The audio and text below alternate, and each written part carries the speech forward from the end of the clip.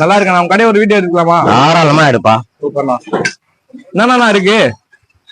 Chicken pakoda இருக்கு, chicken liver இருக்கு, leg piece இருக்கு, லாலிபாப் இருக்குப்பா. சரிண்ணா சரிண்ணா. எவ்வளோண்ணா எல்லாமே?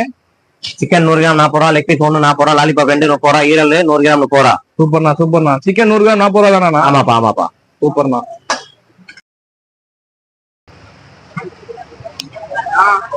அப்பா ப்ரோ, நீங்க எப்ப இருந்து ப்ரோ பக்கோடா வாங்குறீங்க? டேஸ்ட்ல எப்படி ப்ரோ? ரேட்ல அஃபோர்டபிளா இருக்கா ப்ரோ?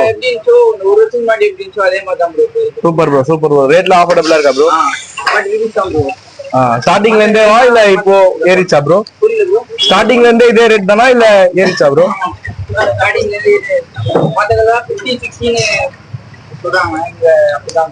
Super bro super. நான் இந்த ரேட்டுக்கு கொடுக்குறீங்க பக்கோடா? 40 rupees நம்ம சாட்டிஸ்ஃபேக்ஷன் ஆகுது தம்பி. கரெக்டா இருக்குது. அது இல்லாம நம்ம கறிக்கடை வச்சுருக்கிறோம்ல, அது கொஞ்சம் அட்ஜஸ்ட்மெண்ட் ஆகுது. ரொம்ப ப்ராஃபிட் இல்லைன்னா கூட ஓகே. கஸ்டமர் நமக்கு மெயினா தேவை.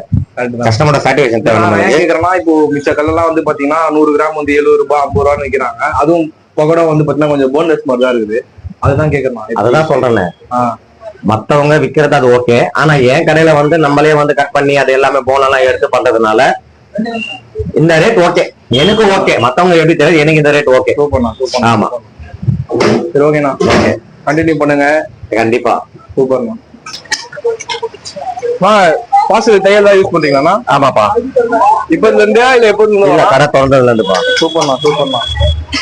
இந்த பிளாஸ்டிக்கே யூஸ் பண்ணல? 100 பிளாஸ்டிக்ல எதுவுமே இல்லையாண்ணா? எதுவுமே இல்லை, ஒன்லி இலைதான்.